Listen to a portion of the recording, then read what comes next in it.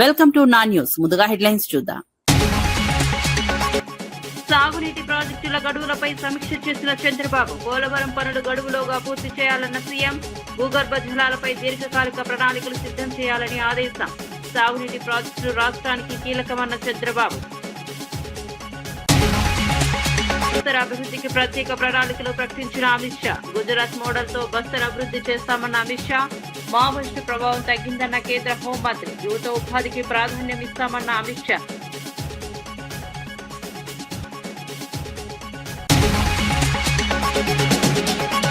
చంద్రబాబు వ్యాఖ్యలపై అంబటి రాంబాబు ఘాటు విమర్శ. పిల్లల అంశంపై చంద్రబాబు సలహాలు విడ్డూరమన్న అంబటి. పెట్రోల్ ధరలతో ప్రజలపై భారం మోపుతున్నారన్న ఆరోపణ. ప్రజా సమస్యలపై ప్రభుత్వం దృష్టి పెట్టాలని డిమాండ్. చర్లపల్లి తిరుచానూరు వీక్లీ రైలును ప్రారంభించిన కిషన్. తిరుమల భక్తులకు ఉపయోగపడనున్న కొత్త రైలు సేవలు. ప్రయాణికుల డిమాండ్లతో కొత్త రైలు ప్రారంభించిన రైల్వే శాఖ. ఆధునిక సౌకర్యాలతో కొత్త ఎక్స్ప్రెస్ రైలు అందుబాటులోకి.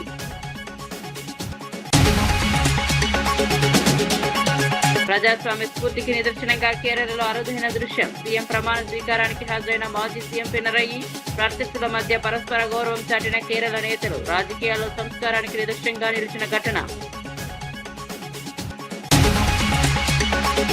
రాష్ట్రంలోని సాగునీటి ప్రాజెక్టుల పురోగతిపై ముఖ్యమంత్రి చంద్రబాబు నాయుడు సమీక్షా సమావేశం నిర్వహించారు. పోలవరం సహా వివిధ ప్రాజెక్టుల పనులు నిర్దేశిత గడువుల్లో పూర్తి కావాలని అధికారులను సూచించారు. ఇటీవల విడుదల చేసిన ఇరిగేషన్ క్యాలెండర్ ప్రకారం పనులు వేగవంతం చేయాలని ఆదేశించారు. సాగునీటి సంఘాలతో పాటు ప్రజల భాగస్వామ్యాన్ని పెంచేలా కార్యాచరణ చేపట్టాలని సూచించారు. భూగర్భ జలాలు సమర్థంగా వినియోగించుకునేందుకు స్వల్ప, మధ్య, దీర్ఘకాలిక ప్రణాళికలు రూపొందించాలని ఆదేశించారు. రాష్ట్ర అభివృద్ధికి సాగునీటి ప్రాజెక్టులు కీలకమని సీఎం పేర్కొన్నారు.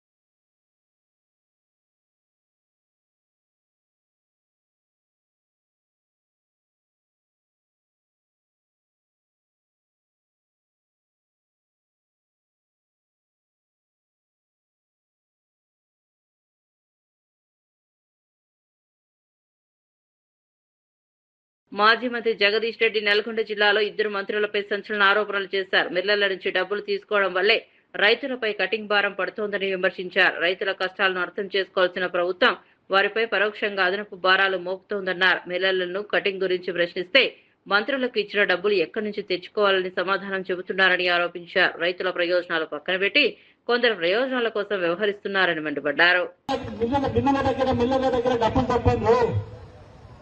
ఈ జిల్లా మంత్రులు ఇద్దరు మిల్లర్ల దగ్గర డబ్బులు దొప్పిండ్రు. దొప్పి రైతుల్ని గొర్రెలు కషాయానికి అప్పచెప్పినట్టు వాళ్ళకి అప్పచెప్పింది. వాళ్ళ ఏ మిల్లర్గా డబ్బులు దొప్పలేదో ఈ జిల్లా మంత్రులు సమాధానం చెప్పాలి. నేను ఉత్తానే మాట్లాడతలేను. ఇద్దరు మంత్రులు కూడా ఈ మాట నేను చెప్పడమే కాదు, మిల్లర్లే అంటున్నారు. రైతులు పోతే ఎట్లా చేస్తావా కటింగ్ అని అంటే మరి మేము మంత్రికి ఇచ్చే పైసలు అడిగి రావాలి మాకు అంటున్నారు. మంత్రికి ఇచ్చే పైసలు మాకు అడిగి రావాలి, ఎట్లా వస్తాయి మాకు? మరి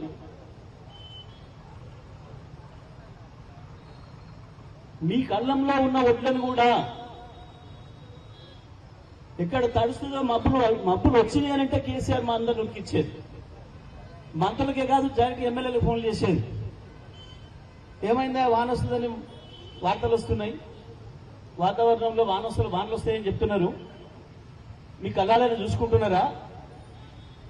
అదేదో మా ఎమ్మెల్యే గారి పొలం అయినట్టు, నా పొలం అయినట్టు, కేసీఆర్ సొంత పొలం అయినట్టు. బండి భగీరథ వ్యవహారంలో బీఆర్ఎస్ మహిళా నాయకులు చార్మినార్ భాగ్యలక్ష్మి ఆలయం ప్రత్యేక ప్రార్థనలు నిర్వహించారు. కేంద్ర మంత్రికి మంచి బుద్ధి ఇవ్వాలని అమ్మవారిని ప్రార్థించినట్లు తెలిపారు. భాగ్యలక్ష్మి ఆలయం పట్ల కేంద్ర మంత్రికి ప్రత్యేక అనుబంధం ఉందని, అందుకే ఈ ఆలయానికి వచ్చామని పేర్కొన్నారు. ఈ వ్యవహారంపై పూర్తిగా పారదర్శకత, దర్యాప్తు జరగాలని డిమాండ్ చేశారు. రాజకీయ ఒత్తిళ్లకు లొంగకుండా నిజాలు బయటకు తీసుకురావాలని ప్రభుత్వాన్ని కోరారు. మైనర్ బాలిక అంశంలో ఎలాంటి రాజకీయ ప్రభావం ఉండకూడదని స్పష్టం చేశారు. నైతిక విలువల దృష్ట్యా ఈ వ్యవహారంపై బాధ్యతాయుత నిర్ణయాలు తీసుకోవాలని బీఆర్ఎస్ మహిళా నేతలు అభిప్రాయపడ్డారు. ఈ రోజు మేము కూడా ఛాలెంజ్ చేస్తా ఉన్నాం. అన్న నీ పుణ్యమే ఈ రోజు మేము కూడా ఇక్కడికి వచ్చి అమ్మవారిని దర్శించుకున్నాం.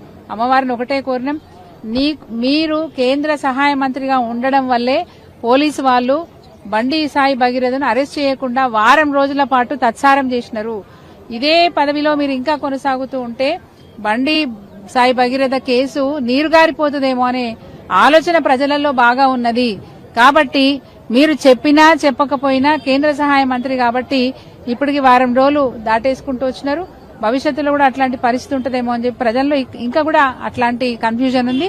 కాబట్టి బండి సంజయ్ గారు మీకు మీరే బాధ్యత వహించి మీరు మీ పదవికి రాజీనామా చేస్తే దేశం మొత్తం, రాష్ట్రమే కాదు దేశం మొత్తం కూడా గర్విస్తుంది మిమ్మల్ని చూసి. కాబట్టి మీకు అట్లాంటి సద్బుద్ధిని ఇవ్వాలని చెప్పి అమ్మవారిని వేడుకోవడానికి ఈ రోజు మేము వచ్చినాం. భగీరథ్ వ్యవహారంపై తెలంగాణ బీజేపీ అధ్యక్షుడు రామచంద్రరావు ఘాటుగా స్పందించారు. బండి సంజయ్ కుటుంబానికి సంబంధించిన అంశాన్ని బీఆర్ఎస్ నేతలు రాజకీయ రాద్ధాంతంగా మారుస్తున్నారని ఆరోపించారు. బీజేపీ ఎదుగుదలను తట్టుకోలేక వ్యక్తిగత అంశాలను రాజకీయ ప్రయోజనాల కోసం వాడుకుంటున్నారని విమర్శించారు. పార్టీని రాజకీయంగా ఎదుర్కోలేక సోషల్ మీడియా బృందాలు రిటైర్డ్ అధికారులను ఉపయోగిస్తున్నారని పేర్కొన్నారు. ప్రజా సమస్యలపై పోరాటం చేయాల్సిన ప్రతి క్షణం కుటుంబ వ్యవహారాలను రాజకీయ అంశాలుగా మార్చడం సరికాదన్నారు. ప్రజలు అన్నింటినీ గమనిస్తున్నారని, వాస్తవాలు త్వరలోనే బయటపడతాయని చెప్పారు. బండి సంజయ్ గారి ఒక విషయాన్ని, కుటుంబ విషయాన్ని తీసుకొచ్చి ఇంకో కుటుంబం, ఇంకో ఆ మైనర్ అమ్మాయి కుటుంబాన్ని కూడా రోడ్డు మీద పిలుస్తున్నారు. మీకు వేరే కార్యక్రమం లేనట్టు మీ లీగల్ సెల్ టీము, మీ సోషల్ మీడియా టీము, మీ రిటైర్డ్ పోలీస్ ఆఫీసర్స్ టీము ఏం పని లేనట్టు ఇదే పని పెట్టుకున్నారు. నేను బీఆర్ఎస్ పార్టీని అడుగుతాను, what is the moral right your god? అయిపోయింది. What is enough is enough. ఇంకా భారతీయ జనతా పార్టీ ఇంకా మమ్మల్ని బద్నాం చేస్తే, పార్టీ మీరు తట్టుకోలేకపోతే రాజకీయంగా మీరు రాజకీయాన్ని విత్డ్రా కాండి.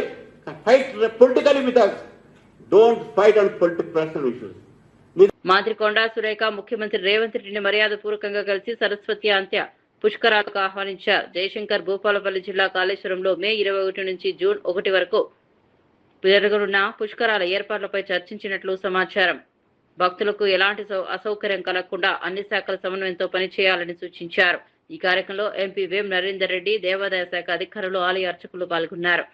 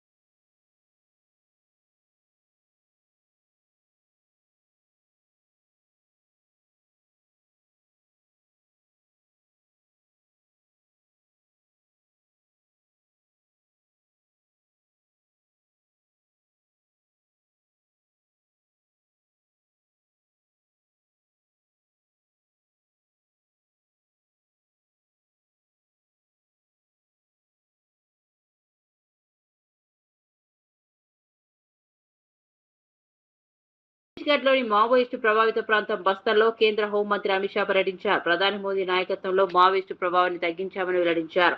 బస్తర్ ప్రాంత సమగ్ర అభివృద్ధికి ప్రత్యేక కార్యాచరణ ప్రణాళికలు రూపొందించామని తెలిపారు.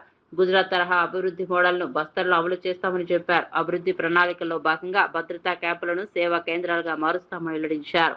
క్రీడా రంగానికి ప్రాధాన్యం ఇస్తూ ఒలింపిక్ స్థాయి అవకాశాలు కల్పించేందుకు చర్యలు తీసుకుంటామని చెప్పారు. అభివృద్ధి, భద్రత, యువత, ఉపాధి అంశాలకు ప్రభుత్వం అత్యంత ప్రాధాన్యం ఇస్తోందని అమిత్ షా పేర్కొన్నారు. इसको विश्व प्रसिद्ध करने के लिए बस्तर पंडुम, ये दो कंसेप्ट हमने शुरू किए. जैसे मैंने डेयरी की बात करी, इसी तरह आपके लिए बनाई एक राष्ट्रीय स्तर की कोऑपरेटिव के माध्यम से वनोपज का भी अच्छे तरीके से पैकेजिंग, ब्रांडिंग और मार्केटिंग तीनों करने का हमने संकल्प लिया है। और मैं मानता हूं कि डेयरी और वन उपज ये दोनों मिलकर यहां पर रोजगारी का एक नया युग शुरू हो। तो जब गांव में बिजली आती, अभी बहन कह रही थी हमारे गांव में बिजली आ गई, हमारे गांव में शुद्ध पीने का पानी आ गया है और मुफ्त चावल मिल रहा है।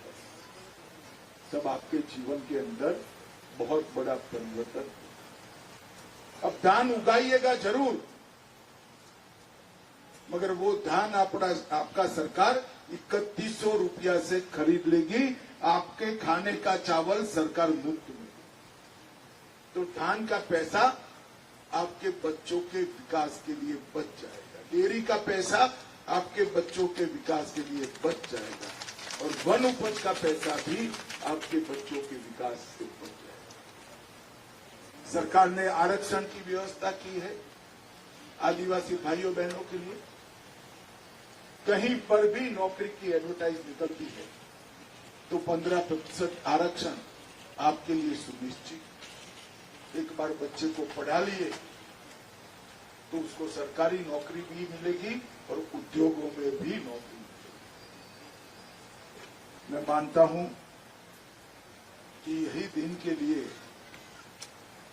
शहीद वीर गुंडा धूल ने ये विद्रोह किया होगा, ये आजादी का आंदोलन चलाया, और आज उनकी ही भूमि को इसीलिए पसंद किया गया है कि आजादी देश भर में तो 77-78 साल पहले आ गई, मगर हमारे बस्तर में 31 मार्च 2026 के बाद आजादी का सूर्योदय हुआ है।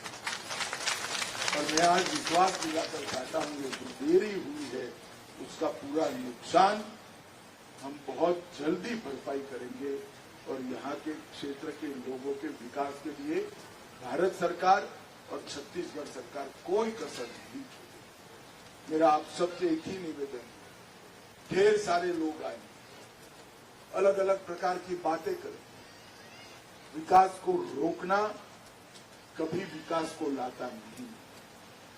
विकास को हम गति देंगे तो ही विकास का फायदा हम तक पहुंचेगा। ये बात हमें समझनी भी पड़ेगी और समझानी भी पड़ेगी। अंत में फिर से एक बार गांव के सभी आदिवासी भाइयों को मन पूर्वक बहुत बहुत शुभकामनाएं देना चाहता हूं कि आज आपके गांव से जो शुरुआत हुई है, ये पूरे बस्तर में 70 कैंप जब ऐसे बन जाएंगे, ये हमारे लिए एक नया आजादी का भी दिन होगा और सूर्योदय का भी दिन होगा। आप सभी को बहुत बहुत शुभकामनाएं, जोहार, प्रणाम, नमस्कार। విపత్తుల సమయంలో తొలి గంట అత్యంత కీలకమని మంత్రి పొంగులేటి శ్రీనివాసరెడ్డి అన్నారు. హైదరాబాద్ ఖైరతాబాద్ హెచ్ఎండిఏ మైదానం నిర్వహించిన భారీ విపత్తు నిర్వహణలో మాక్ డ్రిల్ కార్యక్రమాన్ని ప్రారంభించారు. జిల్లా కలెక్టర్, హైడ్రా కమిషనర్, అగ్నిమాపక శాఖ అధికారులతో కలిసి ప్రత్యేక ప్రదర్శనలను పరిశీలించారు. రక్షణ బృందాలు నిర్వహించిన విన్యాసాలు అత్యవసర పరిస్థితుల సమన్వయాన్ని మెరుగుపరచడమే లక్ష్యంగా చేపట్టినట్లు తెలిపారు. రాష్ట్రంలో విపత్తు నిర్వహణ వ్యవస్థను మరింత బలోపేతం చేసేందుకు ఆధునిక సాంకేతికతను తీసుకురానున్నట్లు చెప్పారు. డ్రోన్లు, ఆధునిక కమ్యూనికేషన్ వ్యవస్థలను అందుబాటులోకి తీసుకురానున్నట్లు మంత్రి వెల్లడించారు. విపత్తు వచ్చినప్పుడు, ప్రజల కష్టాల్లో ఉన్నప్పుడు, వరదలో, అగ్ని ప్రమాదాలో ఊహించని రీతిలో సంభవించినప్పుడు వారిని ఎలా రక్షించగలుగుతాము, ఎలా ఆ ప్రజలకి బాసటగా ఉండగలుగుతామనేది ఈరోజు ఈ మాక్ డ్రిల్ యొక్క ముఖ్య ఉద్దేశం. తెలంగాణ రాష్ట్రంలో అనేక జిల్లాల్లో ఇటు గోదావరి అటు కృష్ణా పొంగినప్పుడు, పై రాష్ట్రాల్లో అత్యధిక వర్షాలు కురిసి వరద వచ్చినప్పుడు ఈ ప్రాంతాల్లో అగ్ని కొన్ని సందర్భాల్లో సంభవించినప్పుడు దీన్ని ఎలా కాపాడాలి, ఎలా రక్షించాలి అనే అంశం మీద ప్రపంచంలో ఉన్న లేటెస్ట్ ఎక్విప్మెంట్ అంతా తెలంగాణ రాష్ట్రంలో తీసుకొచ్చే దాంట్లో రాష్ట్ర ప్రభుత్వం అధికారుల సూచనలు ఆలోచనలకు అనుగుణంగా క్షుణ్ణంగా పరిశీలించే దాంట్లో భాగంగా ఈ మాక్ డ్రిల్ని డెఫినెట్గా మంచి తెలంగాణ రాష్ట్రానికి జరుగుద్దని మనస్ఫూర్తిగా ఆశిస్తూ ఇంత మంచి కార్యక్రమాన్ని ఏర్పాటు చేసిన మా అధికారులకి సహకరించిన అధికారులకు కూడా మరొకసారి అభినందనలు కృతజ్ఞతలు చెప్తూ అందరి దగ్గర సెలవు. తెలంగాణలో గోవుల అక్రమ రవాణాను అరికట్టాలని డిమాండ్ చేస్తూ బీజేపీ ఎమ్మెల్యే రాజాసింగ్ రాష్ట్ర డీజీపీకి బహిరంగ లేఖ రాశారు. ఇటీవల గోవుల లారీని గోరక్షకులు అడ్డుకున్న ఘటనను ఆయన ప్రస్తావించారు. చట్టం అందరికీ సమానంగా వర్తించాలని, ఎలాంటి రాజకీయ ప్రవాహం లేకుండా పోలీసులు పనిచేయాలని కోరారు. గోవుల అక్రమ రవాణాపై కఠిన చర్యలు తీసుకోవాలని విజ్ఞప్తి చేశారు. గోరక్షకులను బెదిరించడం, వారిపై కేసులు నమోదు చేయడం సరికాదన్నారు. చట్టాన్ని నిక్షిప్తపాతంగా అమలు చేస్తేనే ప్రజల్లో నమ్మకం పెరుగుతుందని పేర్కొన్నారు. అక్రమ రవాణాపై ప్రత్యేక చర్యలు తీసుకోవాలని రాజాసింగ్ డిమాండ్ చేశారు.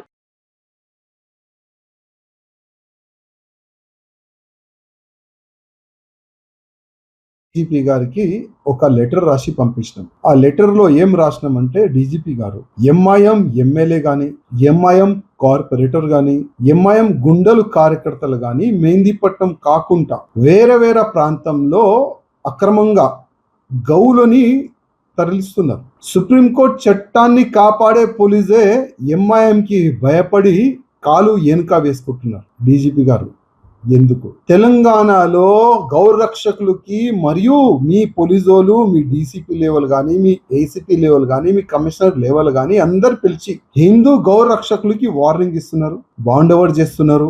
ఇంకా ఏం చెప్తున్నారంటే, గౌరక్షక పేరు పైన రోడ్డు పైన వస్తే జైలుకి పంపిస్తాం, రౌడీ షీట్ ఓపెన్ చేస్తామని ఈ విధంగా బెదిరిస్తున్నారు హిందువులకి. ఇంకా కొంతమంది హిందువులకైతే అక్రమంగా కేసులు పెట్టి మరియు జైలు కూడా పంపిస్తున్నారు. నుండి తిరుచానూరు మధ్య కొత్త వీక్లీ ఎక్స్ప్రెస్ రైలును కేంద్ర మంత్రి కిషన్ రెడ్డి ప్రారంభించారు. తెలుగు రాష్ట్రాల ప్రయాణికులకు, ముఖ్యంగా తిరుమల వెళ్లే భక్తులకు ఈ సేవలు ఎంతో ఉపయోగకరంగా ఉండనున్నాయని తెలిపారు.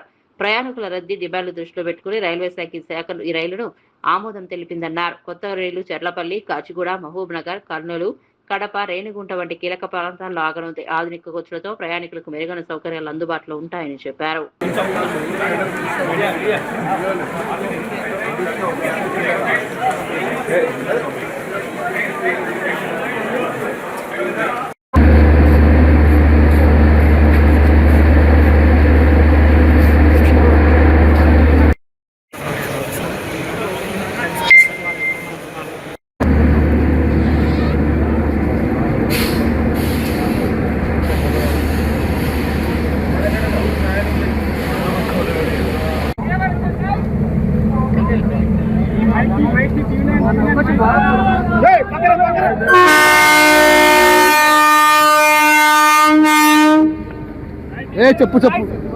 ఎక్కువ మంది పిల్లల్ని కనాలన్న చంద్రబాబు వ్యాఖ్యలపై వైసీపీ నేత అంబటి రాంబాబు తీవ్రంగా స్పందించారు. చంద్రబాబు, లోకేష్ ఒక్కో బిడ్డడే కనుక ఇప్పుడు ఇతరులకు సలహాలు ఇవ్వడం విడ్డూరంగా ఉందన్నారు. లోకేష్ డబ్బులకే ఎక్కువ ప్రాధాన్యం ఇస్తారని విమర్శించారు.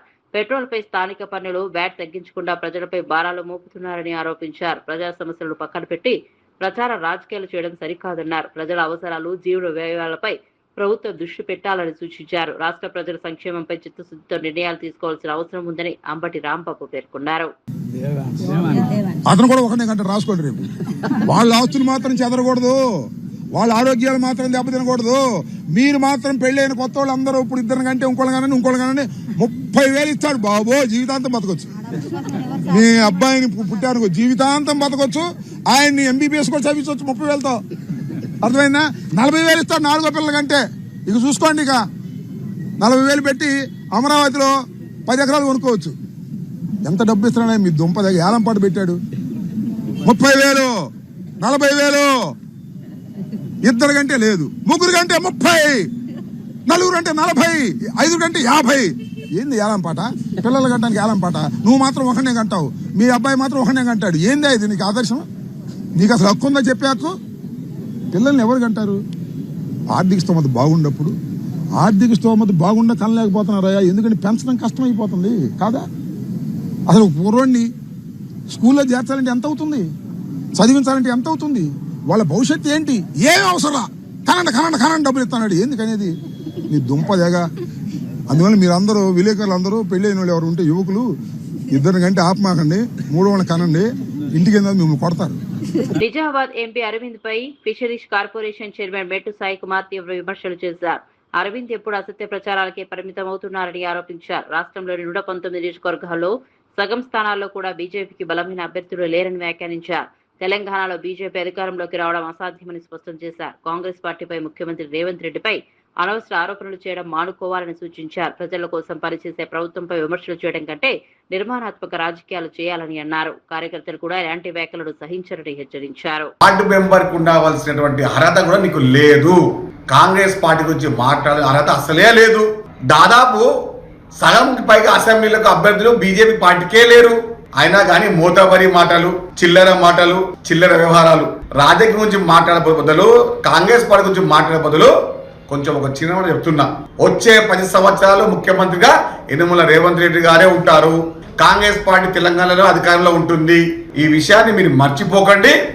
మర్చిపోయిన ప్రతిసారి మేము గుర్తు చేస్తూనే ఉంటాం. బీజేపీ గురించి చెప్పాలంటే బీజేపీ పార్టీలో ఉన్నారు 8 మంది ఎమ్మెల్యేలు, 16 మంది గ్రూపులు. ఇక వీరే అధికారంలో మాట్లాడుతూ ఉంటారు. చిల్లర మాటలు, చిల్లర వ్యవహారాలు, చిల్లర రాజకీయాలు, చిల్లర మాటలు మాట్లాడే ధర్మపురి అరవింద్ గారు మీ నెత్తిపైన బొచ్చు రావడం ఎంత అబద్ధమో బీజేపీ కూడా తెలంగాణ రావడం కూడా అంతే అబద్ధం. కాబట్టి రాజకీయం ఎట్లా మాట్లాడాలో, ఏ విధంగా చేయాలో వచ్చి నేర్చుకోండి. నేర్చుకోకపోతే మీ యొక్క కుటుంబాలు అడగండి. కాంగ్రెస్ పార్టీ గురించి స్పష్టంగా చెప్తారు. ఎందుకంటే కాంగ్రెస్ పార్టీ యొక్క వ్యవస్థకు పూర్తి అనుసంధానం ధర్మపురి కుటుంబం. కాబట్టి మీ అన్నగారిని అడగండి, మీ కుటుంబ సభ్యులు అడగండి. కాంగ్రెస్ పార్టీ యొక్క వ్యవస్థ స్పష్టంగా మీకు తెలుస్తుంది.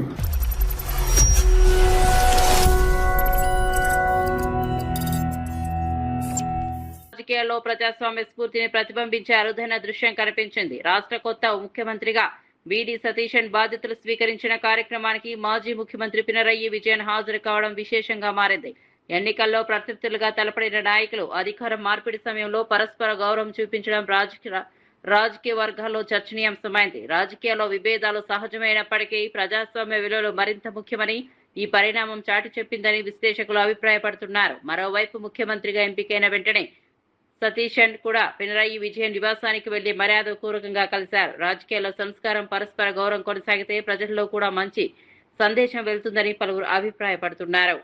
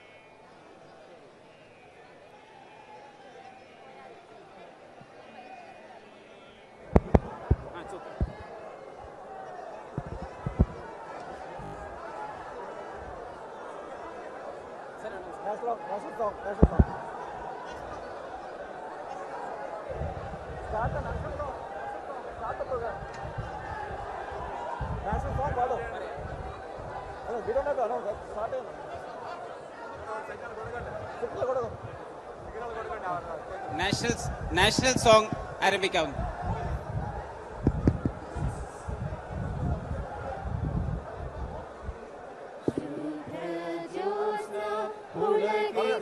బులెటిన్ ముగించే ముందు హెడ్లైన్స్ మరోసారి చూద్దాం. సాగునీటి ప్రాజెక్టుల గడువులపై సమీక్ష చేసిన చంద్రబాబు, పోలవరం పనులు గడువులోగా పూర్తి చేయాలన్న సీఎం, భూగర్భ జలాలపై దీర్ఘకాలిక ప్రణాళికలు సిద్ధం చేయాలని ఆదేశం. సాగునీటి ప్రాజెక్టులు రాష్ట్రానికి కీలకమన్న చంద్రబాబు. బస్తర్ అభివృద్ధికి ప్రత్యేక ప్రణాళికలు ప్రకటించిన అమిత్ షా. గుజరాత్ మోడల్ తో బస్తర్ అభివృద్ధి చేస్తామన్న అమిత్ షా. మావోయిస్టు ప్రభావం తగ్గిందన్న కేంద్ర హోంమంత్రి. యువత ఉపాధికి ప్రాధాన్యం ఇస్తామన్న అమిత్ షా.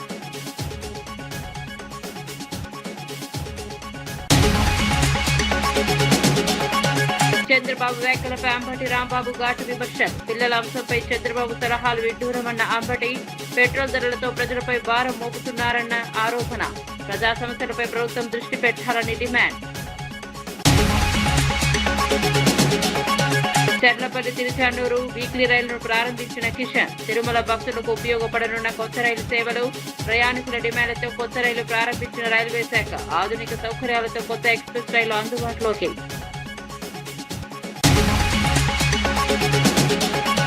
ప్రజాస్వామ్య స్ఫూర్తికి నిదర్శనంగా కేరళలో అరుదైన దృశ్యం. సీఎం ప్రమాణ స్వీకారానికి హాజరైన మాజీ సీఎం పినరయి, ప్రత్యర్థుల మధ్య పరస్పర గౌరవం చాటిన కేరళ నేతలు. రాజకీయాల్లో సంస్కారానికి నిదర్శనంగా నిలిచిన ఘటన.